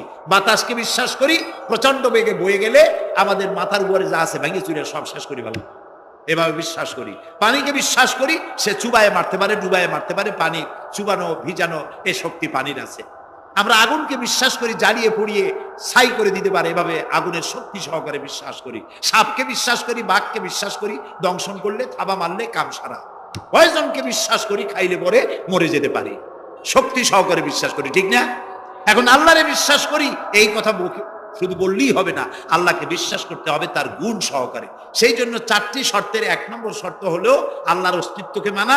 2 নম্বরে শর্ত হচ্ছে আল্লাহর গুণাবলীকে স্বীকার করা, মেনে নেওয়া। আল্লাহর গুণাবলী কি? কোরআন শরীফে আল্লাহর অনেকগুলি নাম আছে। আল্লাহ এ হচ্ছে ইসমে জাত। আল্লাহ এটা কি? ইসমে জাত, আসল নাম কি? আল্লাহ। বলেন সবাই, আল্লাহ ন, কিন্তু আল্লাহ এটা অশুদ্ধ, বলার সময় মুখটা গোল হয়ে যাবে। আল্লাহ, বলেন সবাই আল্লাহ। কি মধুর নাম, সুবহানাল্লাহ, সুবহানাল্লাহ। আল্লাহ নিজেই বলেছেন ওয়ালাহুল আসমাউল হুসনা, আল্লাহ রয়েছে সুন্দর সুন্দর নাম। 99টি নামের কথা কোরআনে কারিমে আল্লাহ তাআলা নিজেই বলেছেন, সুবহানাল্লাহ। এখন ওই নামগুলিকে বলা হয় সিফাতি নাম, অর্থাৎ গুণবাচক নাম। এই গুণ সহকারে তাকে স্বীকার করতে হবে। তিনি রাজ্জাক, খেতে দেওয়ার মালিক কে? আল্লাহ। তিনি রব, সৃষ্টি করেন। তিনি খালেক, তিনি স্রষ্টা। তিনি রব, তিনি প্রতিপালনকারী। তিনি রহমান, তিনি দয়ালু। তিনি রহিম, তিনি রহমান, তিনি দাতা। রহিম, তিনি দয়ালু। অর্থাৎ প্রত্যেকটা নামের এক একটা শব্দ অর্থ আছে, এবং সেই অর্থ সহকারে বিশ্বাস করতে হবে তাকে। এই বিশ্বাস যদি আমরা করতে পারি, তাহলে শিরক থেকে আমরা বাঁচতে পারবো। সুবহানাল্লাহ বলেন। আচ্ছা বলেন তো, সন্তান দেওয়ার মালিককে, সন্তান না দেওয়ার মালিককে, হায়াতের মালিককে, মওতের মালিককে, খেতে দেওয়ার মালিককে, কষ্ট দেওয়ার মালিককে, কষ্ট থেকে বাঁচাবার মালিককে, সব কিছুর মালিককে, এইভাবে আমরা কি বিশ্বাস করি? না, সবাই করি না। যারা বলেছেন আমিও বিশ্বাস করি, হ্যাঁ বিশ্বাস আমাদের থাকতে পারে, কিন্তু অনেক লোক আছে এভাবে বিশ্বাস করে না বলেই বিবাহ করেছে, সন্তান হয় না। তখন শাহ আলী বাগদাদি রহমতুল্লাহ আলাইহির মাজারে গিয়া, সেখানে বসে তার ওই মাজারের কাছে গিয়ে চাইলো, আমারে সন্তান দাও, খাজা বাবার সন্তান দাও। অথবা হাইকোর্টের মাজারে বৃহস্পতিবার দিন গিয়ে ভিড় করলো, বাবা সন্তান দাও, অথবা মামলায় পড়েছি বাঁচায় দাও, পরীক্ষা দেবে ছেলে পাস করায় দাও, ইত্যাদি। বলেন এরকম? বলে না? জায়েজ নাই, একদম জায়েজ নাই। কাকে বলতে হবে? আল্লাহর নবী বলেছেন ওয়াইদা সালতা ফাসআলিল্লাহ, কিছু বলতে চাইলে আল্লাহরে বলো। ওয়াইদা সালতা ফাসআলিল ওয়াইদা ইসতাআনতা ফাসতাইন বিল্লাহ, সাহায্য যদি চাও আল্লাহর কাছে সাহায্য চাও। আমরা সূরা ফাতিহার ভিতরে প্রত্যেক নামাজের প্রতি রাকাতেই বলি ইয়্যাকা না'বুদু ওয়া ইয়্যাকা নাস্তাঈন। আল্লাহ তাআলা একমাত্র তোমার ইবাদত করি আর একমাত্র তোমারই কাছে সাহায্য কামনা করি। হযরত ইব্রাহিম আলাইহিস সালাম আমাদের জাতির পিতা। একটু আগে আমরা বলছি না সবাই, ইব্রাহিম আলাইহিস সালামকে আগুনে, এটারে এদিক ফিরিয়ে দিল কে? ইব্রাহিম আলাইহিস সালামকে আগুনে যখন ফেলে দেওয়া হচ্ছিল, তখন হযরত জিবরাইল এসে বলছিলেন আমার কাছে সাহায্য চাও ইব্রাহিম, আমি তোমারে আগুন দিয়ে বাঁচায় দেব। এই যে ইব্রাহিম আলাইহিস সালামের কাছে তাকে সাহায্য দেওয়ার জন্য বলা হলো, এটি কি ঘোরাঘুরি করে? এই মাইকের হর্ন ঘুরান কেন? যেমন ছিল ওইদিকে দিয়ে দেন, আমারে শোনায় তো লাভ নাই। প্রিয় ভাই সব, ইব্রাহিম আলাইহিস সালামকে জিবরাইল বললেন আমার কাছে সাহায্য চাও। ইব্রাহিম আলাইহিস সালাম সাহায্য চাইছিলেন? বলেন চাইছিলেন? হযরত ইব্রাহিম বলেছেন জিবরাইল আমি কেন সাহায্য চাইব তোমার কাছে? আমি তো এমন কোন অন্ধ আল্লাহর ইবাদত করি না যিনি তার নিজের চোখে তার গোলামের দুঃখ দুর্দশা দেখতে পান না। আল্লাহ কি দেখছেন না যে আমি বিপদে পড়ছি? আমি তোমার কাছে কেন সাহায্য চাইবো? আমি আগুনে পড়লে যদি আল্লাহ খুশি হন, তাহলে আমি তো এভাবে 1000 বার পড়তে রাজি আছি আমার আল্লাহকে খুশি করার জন্য। এটা হলো আল্লাহর প্রতি বিশ্বাস এবং আল্লাহর কাছে চাওয়া। চাইতে হবে কার কাছে? আমি বিপদে পড়ছি, বলবো কারে? আমি অশান্তিতে আছি, বলবো কারে? আমার অভাব আছে, বলবো কারে? সব অবস্থায় আল্লাহকে বলতে হবে। দেখুন আমাদের জাতির পিতা ইব্রাহিম আলাইহিস সালামের কথা এ কোরআন শরীফে আল্লাহ তাআলা বলে দিয়েছেন। তিনি কি বলেছেন? হযরত ইব্রাহিম বলেছেন, আল্লাযী হুয়া ইউতঈমুনি ওয়া ইয়াসকিন। আমি যখন ক্ষুধার্ত হই আল্লাহ আমারে খাওয়ান, আমি যখন তৃষ্ণার্ত হই আল্লাহ আমারে পান করান। ওয়া ইযা মারিদতু ফাহুয়া ইয়াশফিন। আমি যখন অসুস্থ হই আল্লাহ আমারে রোগ মুক্ত করেন। সুবহানাল্লাহ। আইয়ুব আলাইহিস সালাম 18 বছর রোগ ভোগ করলেন, কষ্ট পাইলেন, তিনি সাহায্য কার কাছে চাইছিলেন? ইউনূস আলাইহিস সালামের মতো বিপদে এই পৃথিবীর কোন মানুষ এত বড় বিপদে পড়ে নাই। মাছে তারে গিলে ফেলল, পানির অতল তলদেশে মাছ চলে গেল, মাছের পেটে দরজা নাই, জানালা নাই, ভেন্টিলেটর নাই, মাথা গলাইয়া কোন রকম বাইর হবে এমন কোন পথ নাই, বাঁচার কোনো উপায় নাই। হযরত ইউনূস আলাইহিস সালাম যখন মাছের পেটের ভিতরে বিরাট বিপদে পড়ে গেলেন, হযরত ইউনূস আলাইহিস সালাম সাহায্য কার কাছে চেয়েছিলেন বলুন? তিনি বললেন, আল্লাহ তাআলা তার ঘটনা কোরআন শরীফের মধ্যে এভাবে বর্ণনা করেছেন, ওয়াযান্নুন ইয যাহাবা মুগাদিবান ফাযান্না আন লান নাকদিরা আলাইহি ফানাদা ফিয যুলুমাতি আন লা ইলাহা ইল্লা আনতা সুবহানাকা ইন্নী কুনতু মিনাজ জালিমিন। আল্লাহ শোনাচ্ছেন, ও পৃথিবীর মানুষেরা শোনো, ইউনূসকে যখন মাছে গিলে ফেললো সে তখন ত্রিবিধ ফানাদা ফি যুলুমাত জমায় কাসির, ত্রিবিধ অন্ধকারের ভেতর থেকে তিনি চিৎকার মারলেন। রাতের অন্ধকার, মাছের পেটের অন্ধকার, পানির অন্ধকার, এই ত্রিবিধ অন্ধকারের মধ্য থেকে ইউনূস আলাইহিস সালাম চিৎকার মারলেন, লা ইলাহা ইল্লা আনতা। আয় আল্লাহ, তুমি ছাড়া কোনো ইলাহা নাই, সুবহানাকা, আমি তোমার প্রশংসা করছি। আয় আল্লাহ তাআলা, আমি আমার নফসের উপরে জুলম করেছি, আমার উপরে আমি জুলম করেছি। আল্লাহ তাআলা এই চিৎকার শুনেছিলেন? শুনেছেন? হযরত ইউনূস আলাইহিস সালাম মাছের পেটের ভিতরে বসে যেই চিৎকার মেরেছিলেন কেউ শুনতে পায় নাই। পানির ভিতরে কেউ শোনে নাই, জমিনে কেউ শোনে নাই, অন্তরিক্ষেও কেউ শুনতে পায় নাই। আল্লাহ রাব্বুল আলামিন বলেন, আমি আরশের মালিক, ইউনূসের চিৎকার আমি শুনেছি। শুধু শুনি নাই, জবাবও দিয়ে দিয়েছি। ফাস্তাজাবনা লাহু ওয়া নাজ্জাইনাহু মিনাল গাম্মি ওয়া কাযালিকা নুজিল মুমিনিন। আমি ইউনূসের ডাকের সাড়া দিয়া দিলাম, বিপদ থেকে বাঁচাই দিলাম। মাছের পেটের ভিতরে যন্ত্রণা শুরু হয়ে গেল, মাছ দেখলো বমি না করলে আর বাঁচবো না এমন অবস্থা মাছের হয়ে গেল। মাছ পেটের ব্যথার জ্বালায় বেশি উঠলো, কেনারায় চলে গেল। ইউনূস আলাইহিস সালামকে বমি করে ফেলে দিল, মাছও বাঁচলো, ইউনূস আলাইহিস সালামও বাঁচলেন। আল্লাহ তাআলা বলেন, শুধু ইউনূস রে নয়, ওয়া কাযালিকা নুজিল মুমিনিন।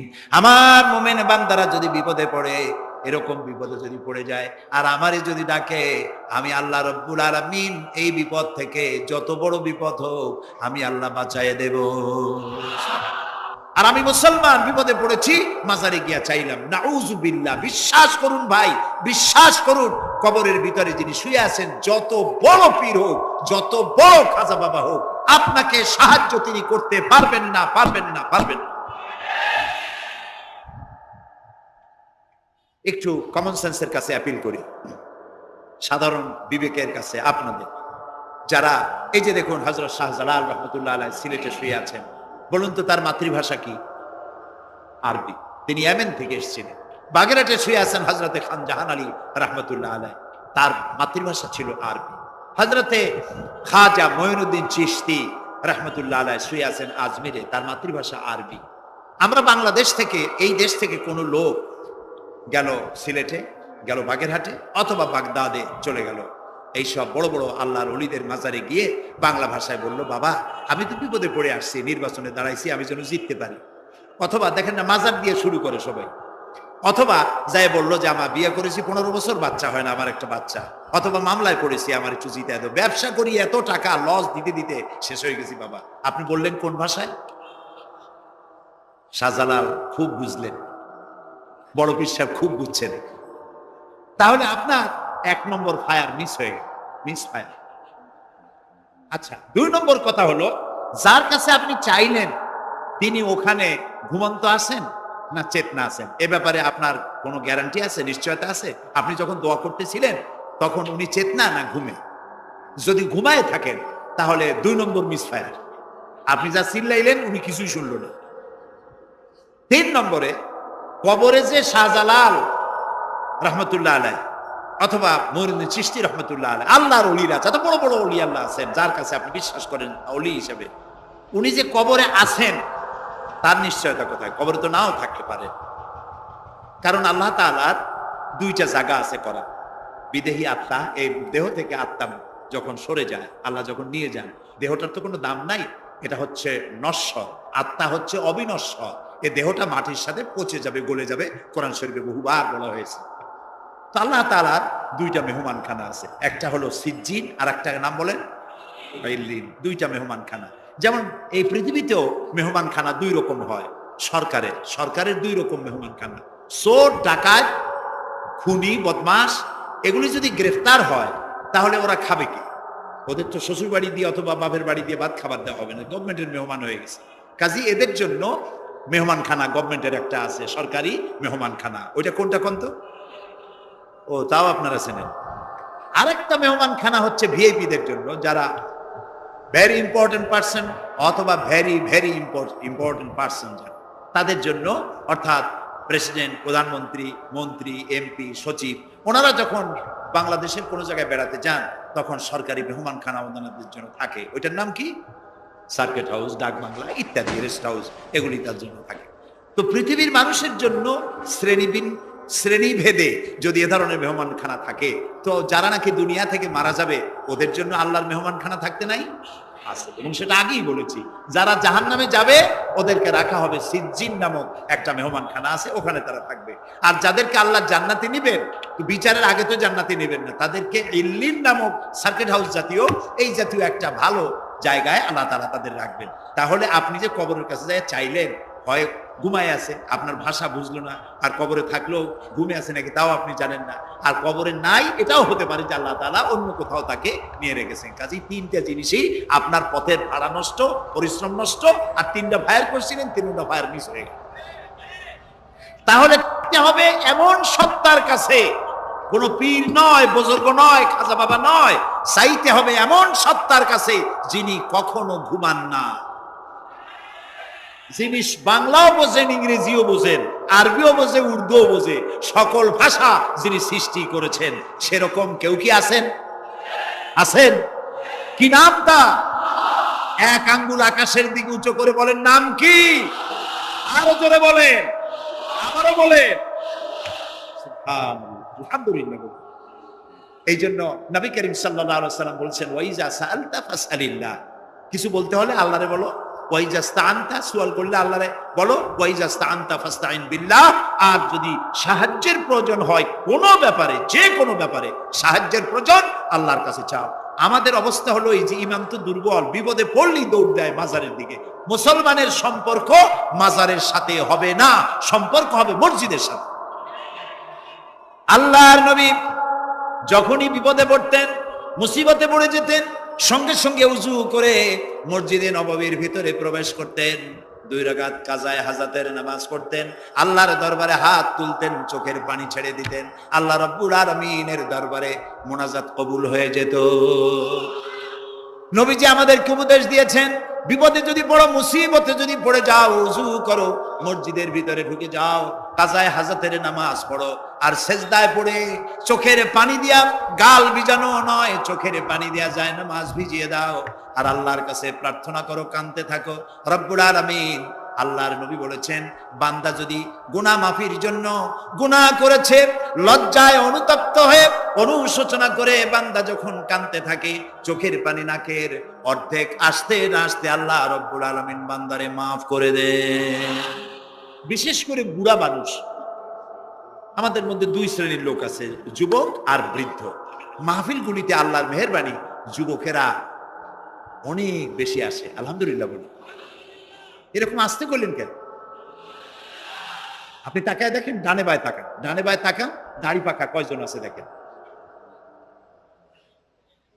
2%, 3% or 5% দাড়ি পাকা হতে পারে, 95% যুবক আর যুবক। সুবহানাল্লাহ, আলহামদুলিল্লাহ। বামপন্থীদের এখানেই কষ্ট, এখানেই কষ্ট। তারা চিন্তা করে এত কষ্ট করিয়া পয়সা করি দিয়া তারপরে কর্মী বানাইলাম, একটা মাহফিলে গিয়া কি এর একটা সমাবেশ দেখলো, মাহফিলে গেল, আমাদের পুকুরের জিয়ানো মাছগুলি সব ইসলামের পুকুরে চলে গেল। এটা তাদের জন্য হেভি লস। আসলে ওরা ধরে রাখতে পারবে না, ঠেকাইতে পারবে না। গায়ে তো মুসলমানের রক্ত, রক্ত কার? এসব যুবকেরা একটা মুসলিম মায়ের পেটে জন্মগ্রহণ করেছে, একটা মুসলিম পিতার জন্মে আসছে। আর রাসূলুল্লাহ যুবকদের ব্যাপারে যে কত কথা বলেছেন, সুবহানাল্লাহ বলো। আগেই রাসূলুল্লাহ বলেছেন, কিয়ামতের দিন আল্লাহর আরশের ছায়া ছাড়া কোনো ছায়া থাকবে না, প্রচন্ড রৌদ্র হবে, জমিনটা তামার মতো হয়ে যাবে। ইন্না লিল্লাহি ওয়া ইন্না ইলাইহি রাজিউন। সেই জায়গায় আরশের নিচে 7 শ্রেণীর লোকদেরকে আল্লাহ তাআলা জায়গা দেবেন। কয় শ্রেণী? ওর মধ্যে এক শ্রেণী হচ্ছে শাবুন নাশা ফি ইবাদাতিল্লাহ, ওই সব যুবক যারা রাত কাটিয়েছে আল্লাহর ইবাদতের মধ্য দিয়ে। সুবহানাল্লাহ। যুবকদের ইবাদতে আল্লাহ তাআলা বেশি খুশি হন, বেশি খুশি হন। কারণ হলো এই যে মসজিদের ইমাম সাহেব অথবা প্রাইমারি স্কুলের মাস্টার যদি বলে যে আমি ঘুষ খাই না, এই কথার কোনো দাম আছে? আপনি প্রাইমারি স্কুলের মাস্টার, আপনি মসজিদের ইমাম, আপনার ঘুষ দেবে কেনা? ঘুষ খাই না বললে তো হবে না। কোন মন্ত্রী যদি বলে, এসপি যদি বলে, দারোগা যদি বলে ঘুষ খাই না, 1000 বার দাম আছে, ঠিক না ভাই? এখন একজন বুড়া যদি বলে যে প্রত্যেক রাত্রে আমি তাহাজ্জুদ করি, আপনি তো পড়বেনই, কারণ আপনার তো ঘুম আসে না। কাশিতে এমন পাওয়া পাইছে, চোরবানির কাছে আসতে পারে রাতের বেলায়, খালি কাশি জব্বের কাছে। আর যুবকের তো তামাম দুনিয়ার ঘুম আইসে টাইসে ধরে। সেই যুবক সে যদি এই ঘুমকে দুহাতে ঠেলে দিয়ে যদি মধ্যরাতের পরে, রাতের 2/3 পরে যদি নামাজে দাঁড়ায় যায়, আল্লাহ রাব্বুল আলামিন খুশি হয়ে যান। সুবহানাল্লাহ বলো। এই যুবকদের সম্পর্কে রাসূলুল্লাহ কি সুন্দর কথা বলেছেন। রাসূলুল্লাহ বলেছেন, উসিকুম বিশ-শাবাবে খায়রা ফাইন্নাহুম আরাক্কু আফইদা লাকাদ বাসানি আল্লাহু বিল হানাফিয়্যাতি সামহা ফাখালাফানি আশ-শুয়ুখ ওয়া হালাফানি আশ-শাবাব। সাদাকান নবী সাল্লাল্লাহু আলাইহি ওয়াসাল্লাম। নবী করিম সাল্লাল্লাহু আলাইহি ওয়াসাল্লাম বলেছেন, আমি তোমাদেরকে উপদেশ দিচ্ছি, তোমরা যুবকদের ব্যাপারে কল্যাণকামী হবে। সুবহানাল্লাহ বলেন। কারণ যুবকদের দিল নরম, আর আল্লাহ তাআলা আমাকে এই পৃথিবীতে উদারতা সহকারে দিন প্রতিষ্ঠার কাজে আমাকে পাঠিয়েছেন। আর এই পৃথিবীতে আমার আল্লাহর দেওয়া ইসলাম প্রতিষ্ঠা করার কাজে আমার বিরোধিতা করেছে বুড়োরা, আর সহযোগিতা করেছে যুবকেরা। দেখেন না রাসূলুল্লাহর সাথে বিরোধিতা কারো করলো, তাদের বয়স কত? আবু জাহেল, আবু লাহাব, উতবা, সাইবা, মুগিরা, ওলীদ, আবু সুফিয়ান, কুষ্টি সুদ্ধা, সকলের বয়স ছিল 40-এর ওপরে। আর যারা ঈমান আনলো সর্বপ্রথম, তাদের বয়সগুলি রাসূলুল্লাহকে যারা সাহায্য করলেন, হযরতে জুবাইর ইবনুল আওয়াম, আব্দুর রহমান বিন আউফ ইসলাম কবুল করলেন, বয়স তখন 17 বছর। হযরতে আবু বকর ইসলাম কবুল করলেন, বয়স তখন 37 বছর। হযরত ওমর রাদিয়াল্লাহু তাআলা ইসলাম কবুল করলেন, বয়স তখন 26 বছর। হযরত আলী যখন ইসলাম কবুল করেছেন, বয়স তখন মাত্র 8.5 বছর। সব তরুণেরা, যুবকেরা ইসলামের জন্য রক্ত দিয়েছে, যুবকদের রক্তের উপর ইসলাম প্রতিষ্ঠিত হয়েছে। সুবহানাল্লাহ। সেই জন্য এই যৌবনকালে ইবাদতের মূল্য সর্বাধিক। আর বুড়োরাও যখন আল্লাহর দরবারে হাত তোলে, যারা বুড়ো আছেন, আমার বয়সে যারা এসে গেছেন বা আমার থেকে যাদের বয়স বেশি, আপনারা অসন্তুষ্ট হচ্ছেন না তো যে যুবকদের এত কইলাম আর আমরা কিছু পাইলাম না, এরকম বলবেন নাকি? এক বুড়ি এসে রাসূলুল্লাহকে বলছিলেন যে, রাসূল আমার জন্য দোয়া করেন, আমি যেন জান্নাতে যাইতে পারি। রাসূলুল্লাহ বলছেন, বুড়ি তো জান্নাতে যাবে না, বুড়ি জান্নাতে যাবে না, বুড়ি তো কান্দে শেষ। রাসূলুল্লাহ বলতেছেন জান্নাতে যাবে না, রাসূলুল্লাহ বলছেন বুড়ি কান্দো না, তুমি যখন জান্নাতে যাবা একেবারে যুবতী হয়ে যাবা, তখন তুমি বুড়ি থাকবে না। সুবহানাল্লাহ। সুতরাং বুড়ো মানুষের মন খারাপ করার কারণ নাই, ওই যৌবন কালটা আমরা সবাই পার করে এসেছি, সুবহানাল্লাহ। সেটা যদি ভালো কাজে করে থাকি আল্লাহর কাছে পুরস্কার পাবো, আর যদি অন্যায় করে থাকি সেজন্য আল্লাহর কাছে বিনীতভাবে ক্ষমা চাই। আল্লাহ আমাদের মাফ করুন, বলি আমিন, সবাই বলি আমিন। যুবক ভাইরা আর বৃদ্ধদেরকে এখন আরেকটি কথা বলতে চাই, সেটা হলো বুড়োরা যদি আল্লাহর কাছে যখন হাত তোলে, আল্লাহ তাআলা বলেছেন, হে রাসূল, ইসলামের মধ্যে থেকে যে চুল দাড়ি পাকাইছে, ইসলামের মধ্যে থেকে দাড়ি চুল পাকায় ফেলেছে, এই অবস্থায় আমার কাছে যদি হাত তোলে আর কাঁদতে থাকে, এই বুড়োটারে আমি খালি হাতে ফেরত দিতে আমার শরম করে। আমি কেমনে বুড়োটারে খালি হাতে ফিরাই? একবার হযরত ওমর রাদিয়াল্লাহু তাআলা আনহু নবী করিম সাল্লাল্লাহু আলাইহি ওয়াসাল্লামের ঘরে প্রবেশ করে দেখছেন তিনি কাঁদছেন। হযরত ওমর জিজ্ঞেস করলেন, ইয়া রাসূলুল্লাহ, আপনি কাঁদছেন কেন? তিনি বললেন, এইমাত্র জিবরিল এসেছিল, জিবরিল এসে আমারে বলে গেল যে আপনার উম্মতের মধ্যে যেই সব লোক ইসলামের মধ্যে থেকে দাড়ি চুল পাকিয়েছে, কিয়ামতের দিন আল্লাহ তাআলা ওই সব বুড়া বুড়িদেরকে শাস্তি দিতে লজ্জাবোধ করবেন। হযরত ওমর বলেন, ইয়া রাসূলুল্লাহ, এ তো আপনার উম্মতের জন্য শুভ সংবাদ, আপনি কাঁদেন কেন? আল্লাহর নবী বলেন, হে ওমর, আমার কান্নার কারণ ভিন্ন। আমার কান্নার কারণ হচ্ছে আমার লজ্জা করে, আমার লজ্জার অনুভূতিতে আঘাত লাগে এই ব্যাপারে যখন আমি চিন্তা করি যে আল্লাহ রাব্বুল আলামিন যেই বুড়াদেরকে কিয়ামতের দিন শাস্তি দিতে লজ্জা বোধ করবেন, সেই বৃদ্ধ মানুষগুলো আল্লাহর সাথে নাফরমানি করতে লজ্জা বোধ করে না। এই জন্য এই দুঃখে, এই লজ্জায় আমি কান্দি। বয়সের একটা সীমা থাকা উচিত যে আপনি কোন পর্যন্ত পাপ করবেন। বুড়া হয়ে গেছে, তারপরও মদ খায়, তারপরে জেনা, ব্যভিচার, শয়তানি, বদমাশি, এগুলি কি? দাড়ি চুল পাকা এগুলি কি? এগুলি আগে পাকতো না কারো। পৃথিবীতে সর্বপ্রথম দাড়ি আর চুল পেকেছে হযরত ইব্রাহিম আলাইহিস সালামের, এর আগে কারো দাড়ি চুল পাকে নাই। ইব্রাহিম আলাইহিস সালাম প্রশ্ন করলেন আল্লাহর কাছে যে আল্লাহ তাআলা, এটা কি হলো আমার? আল্লাহ তাআলা বললেন, এটা হচ্ছে ওয়াকার, এটা মর্যাদা, তোমার সম্মানকে বাড়িয়ে দেওয়া হলো। দাড়ি চুল পাকলে সম্মান বাড়ে। এই দাড়ি চুল পাকলো, এগুলি সিগন্যাল, সংকেত। দাড়ি পাকছে, সংকেত দেওয়া হলো তুমি কিন্তু বয়সের প্রান্তে এসেছো। চোখে কম দেখো, আর একটা সিগন্যাল, মৌতের আর একটা সিগন্যাল। খাইয়া হজম করতে পারো না, আর একটা সিগন্যাল। তুমি ঘুমাইতে পারো না, রাতের বেলায় ঘুম আসে না, আর একটা সিগন্যাল। দাঁড়াতে পারো না, কোমর ব্যথা করে, আর একটা সিগন্যাল। একটার পর একটা সিগন্যাল আসতেছে, 1 নম্বর, 2 নম্বর, ডেঞ্জার সিগন্যাল নাম্বার 10। তারপরে হুঁশ হয় না মানুষের। নাউযুবিল্লাহি মিন যালিক। আল্লাহ তাআলা আমাদের হুঁশে আসার তৌফিক দান করুন, আমরা বলি আমিন। প্রিয় ভাই সব, খুব লম্বা করা যাবে না। 2 নম্বরে বলছিলাম আল্লাহর গুণাবলীর উপরে বিশ্বাস। 3 নম্বরে আল্লাহর কুদরত, আল্লাহর ক্ষমতায় বিশ্বাস। আল্লাহরে বিশ্বাস করি, এই কথার দাম নাই। দাম হবে 4টা শর্ত পূরণ করলে। কয়টা শর্ত? 3 নম্বরে আল্লাহর ক্ষমতা। 3 নম্বরে কি? আল্লাহর ক্ষমতা কি? আল্লাহর ক্ষমতা হচ্ছে রাতকে দিন বানান, দিনকে রাত বানান, জীবিতকে মৃত্যু করেন, মৃত্যুর ভিতর থেকে জীবন দান করেন, সাগরকে নগর বানান, নগরকে সাগর বানান। তিনি মরুভূমিতে ঝর্ণা, মরুভূমির ভিতরে পানির প্রস্রবণ চালু করে দিতে পারেন, মরা গাছে ফুল ফুটাই দিতে পারেন।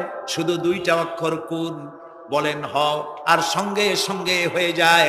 আল্লাহ তাআলা বলেছেন ফাআলুন লিমা ইউরিদ, যা খুশি তিনি তাই করতে পারেন। সুবহানাল্লাহ বলেন।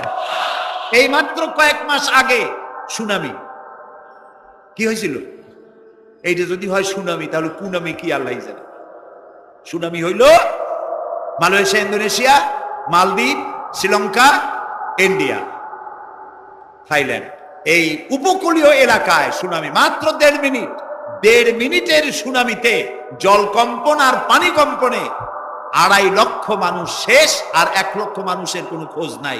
প্রায় 3.5 থেকে 4 লক্ষ মানুষ দুনিয়া থেকে বিদায় হয়ে গেল 1.5 মিনিটের মধ্যে। আর সমুদ্রের পানি 33 থেকে 35 ফিট উঁচু হয়ে পানি এসে নগর, গাড়ি বাড়ি ভেঙে চুরে পাতার মতো, শুষ্ক পাতার মতো সব উড়িয়ে ভাসিয়ে শেষ করে দিল। সুবহানাল্লাহ। আবহাওয়াবিদরা বলেছেন, বিজ্ঞানীরা বলেছেন, এটা নাকি ভারত মহাসাগরের অতল তলদেশে যেখানে মাটি, ওই মাটিরও কয়েক কিলোমিটার নিচে ফাটল ধরেছে। সেই ফাটল ধরে কি দিকে করিয়া জমিনে কম্পন লাগলো, পানিতেও কম্পন লাগলো। আমাদের এই যে ঢাকায় সকালবেলায় যারা মর্নিং ওয়াক যারা করেন, রমনা লেকের পাশ দিয়ে হাঁটতেছে, হঠাৎ পিছনে পানি মারছে, দেখে যে সকলের পিছনে পানি মারে কে? তাকায় দেখে রমনা লেকের পানি উথাল পাথাল হয়ে গেছে। ভূত না জেন জুতা মুতা ফেলাই ধুয়ে দিছে লোক। পানির মধ্যে যে কম্পনটা বাংলাদেশে হলো, এই কম্পনটা যদি মাটিতে হতো তাহলে এই অপরিকল্পিত বানানো শহর ভেঙ্গে চুরে ভর্তা হয়ে যেত। আল্লাহ শুকরিয়া আদায় করি যে আল্লাহ তাআলা দয়া করে আমাদের গরিব দেশটাকে হেফাজত করেছেন। বলেন আমিন। আল্লাহ তাআলা, আমরা পাপী, আমরা হাজারবার স্বীকার করি আমরা পাপী, আমরা গুনাহগার, আমরা অপদার্থ, আমরা অযোগ্য তোমার বান্দা হওয়ার। তুমি এই গরিব মুসলমানদের এই দেশটাকে দয়া করে আসমান এবং জমিনি সব বালা ও মুসিবত থেকে হেফাজত করো আল্লাহ তাআলা। প্রিয় ভাই সব, আল্লাহ তাআলার ক্ষমতাকে বিশ্বাস করতে হবে। আর 4 নম্বরে আল্লাহর হুকুম এবং আহকামকে মানতে হবে, আল্লাহর আদেশ আর নিষেধ মানতে হবে, তা না হলে মুসলমান হওয়া যাবে না। যা যা আদেশ করেছে যদি প্রশ্ন করা হয় মুসলমান কারে বলে, তাহলে আমি এক লাইনে বুঝাই দিই মুসলমান কারে বলে। ব্যাখ্যা দেওয়া যাবে সারা রাত, কিন্তু ব্যাখ্যা দেওয়ার জরুরত নাই, এক লাইনে বুঝাই দিই মুসলমান কারে বলে। মুসলমান সেই ব্যক্তি এই কোরআনের মধ্যে আল্লাহ যা যা আদেশ করেছেন সব মানে, আর যা যা নিষেধ করেছেন তার থেকে বিরত থাকে। রাসূলুল্লাহ যা যা আদেশ করেছেন তা মানে, যা যা নিষেধ করেছেন তার থেকে বিরত থাকে। যে ব্যক্তি এটা করে তার নাম মুসলমান। বুঝে আসছে? তার নাম কি? মুসলমান। এই যে কি বলে, আমেরিকায় গত জুমার দিন এক মহিলা ইমামতি করলো মসজিদে, একজন কইল সুবহানাল্লাহ। এটা সুবহানাল্লাহ কোন কথা? নাউজুবিল্লাহ বল। কোন জায়গায় কি দোয়া পড়া লাগবে তাও একটু জানিয়ে শুনিয়া তারপরে সেগুলি বলা দরকার। প্রিয় ভাই সব, মহিলারা ইমামতি করতে পারে না, জায়েজ নাই, বিধান না। কোরআন হচ্ছে কমপ্লিট, নতুন করে কোনো কথা বান্দার জন্য বলার কোনো দরকার নাই, সব আল্লাহ বলে দিয়েছে। সুবহানাল্লাহ বল। আল্লাহ তাআলা এই কোরআনের মধ্যে বলেছেন, আল ইয়াউমা আকমালতু লাকুম দীনাকুম ওয়া আতমামতু আলাইকুম নি'মাতি ওয়া রাদিতু লাকুমুল ইসলামা দীনা। আমি আজ এই ইসলামকে একটি পূর্ণাঙ্গ জীবন ব্যবস্থা হিসেবে কমপ্লিট করে দিলাম এবং এটার উপর আমি সন্তুষ্ট হলাম। কে বলেছেন? আল্লাহ তাআলা বলেছেন এটা কমপ্লিট, নতুন করে কিছু করার দরকার নেই। আমাকে একজন জিজ্ঞেস করলো যে মেয়ে লোকের পিছনে নামাজ যে পড়া, মেয়ে লোক যে ইমামতি করতে পারবে না, এটা কোরআন শরীফের কোন আয়াতে আছে এবং হাদিসের কোন হাদিসে আছে যে মেয়ে লোক ইমামতি করতে পারবে না? তা আমি বললাম যে আগে আমার এই কথার জবাব দেন, আপনারটা জবাব পরে দিন। আমার কথার জবাব আগে দেন।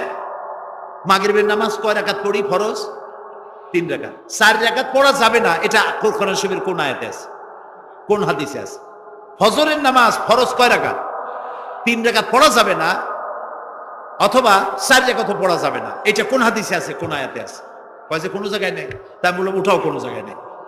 রাসূলুল্লাহ ইবাদতের যে নমুনা দেখিয়েছেন, যেভাবে করেছেন, তিনি 2 রাকাত ফজরের নামাজ 2 রাকাত পড়েছেন, আল্লাহ বলে দিয়েছেন ওইটাই ফরজ, ওর 1 রাকাত বেশি পড়া যাবে না। 3 রাকাত মাগরিব, 1 রাকাত বাড়ানো যাবে না। জোহর সব দিন জোহর পড়ি 4 রাকাত ফরজ, আর জোহরের ওই নামাজটি জুমার দিনে কয় রাকাত পড়ি? 2 রাকাত ফরজ পড়ি। এই কনসেশন কে করলো? না, আল্লাহ করেননি। এই কনসেশন করেছেন মুহাম্মদ রাসূলুল্লাহ সাল্লাল্লাহু আলাইহি ওয়াসাল্লাম। ইবাদত রাসূলুল্লাহ যদি 2 রাকাত পড়েন, 2 রাকাত পড়াই ফরজ।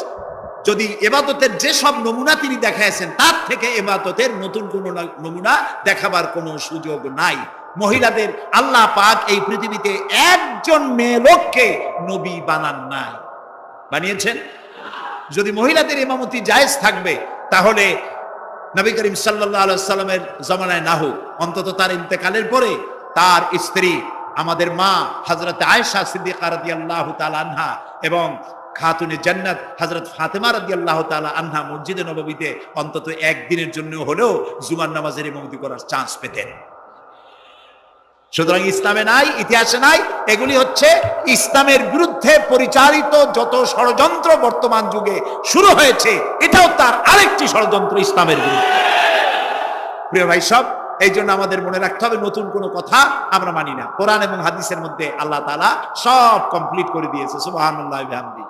এই জন্য আল্লাহর হুকুম এবং আহকামকে মানা, এই 4টি কাজ, এই 4টি শর্ত যদি পরিপূর্ণ করতে পারি তাহলে আমরা পুরোপুরি মুসলমান। মিথ্যা কথা বলা যাবে না, ওজনে কম দেওয়া যাবে না, খাদ্যে ভেজাল দেওয়া যাবে না, মদ জুয়ার কাছে যাওয়া যাবে না, জিনা ব্যভিচারের কাছে যাওয়া যাবে না। সকল ব্যাপারে আমাদেরকে ঐক্যবদ্ধ থাকতে হবে ইসলামের উপরে। আমরা বলি আলহামদুলিল্লাহ। প্রিয় ভাই সব, আজকে আমাদেরকে, আমি আর লম্বা করতে চাই না, অন্তত এতটুকুন যেন আল্লাহ আমাদেরকে আমল করার তৌফিক দেন। আমরা বলি আমিন, সবাই বলি আমিন। এজন্য চাই আমাদের দেশে আমরা যেন এই দেশটিকে পৃথিবীর প্রত্যেকটি মুসলিম দেশের আশেপাশে আরো অনেক মুসলিম দেশ আছে, আর আমাদের ভৌগোলিক অবস্থানটা এমন যে আমাদের আশেপাশে অনেক বড় বন্ধুরা এত বড় আমাদেরকে মহব্বত করেন, কাটা তার দিয়ে বেড়া দিতেছে তারা, আমাদেরকে সাংঘাতিক ভালোবাসে, আমাদের সাথে কোলাকুলি করে, কিন্তু মাঝখানে একটা বড় মাদার গাছ আছে। কথা বুঝতে পেরেছেন? এই জমিনে বাস করতে হলে সম্মান নিয়ে, ইজ্জত নিয়ে, স্বাধীনতা নিয়ে যদি বাঁচতে হয়, তাহলে এখানে একটি আদর্শিক বাঁধের প্রয়োজন। ওরা কাঁটা তারের বেড়া দিয়েছে, আমরা আদর্শের বেড়া দেব। সেই আদর্শের নাম হলো ইসলাম, কেবলমাত্র ইসলাম, একমাত্র ইসলাম। এবং এই আদর্শ সকলের জন্য, কারণ ইসলাম তো আমার একার না। ইসলাম কি আমার একার? আপনাদের একার? ইসলাম কার? আল্লাহর। জোরে বলেন, ইসলাম কার? অনেকে প্রশ্ন করেন যে ইসলাম যে আপনারা ইসলাম করেন, ইসলাম যদি পৃথিবীতে আসে, যদি বাংলাদেশে কায়েম হয়, তাহলে হিন্দু, খ্রিস্টান, বৌদ্ধ ওদের কি হবে? তা আমি বলি, দেখেন, মায়ের চাইতে খালার মহব্বত বেশি হওয়া এটা খুব সুলক্ষণ না। এটা কি লক্ষণ? এটা একটা কুলক্ষণ। হিন্দু কার? জবাব দেন, হিন্দু কার? খ্রিস্টান কার? বৌদ্ধ কার? ইহুদি কার? আমরা কার? আর এই কোরআনটা আল্লাহ তাআলা।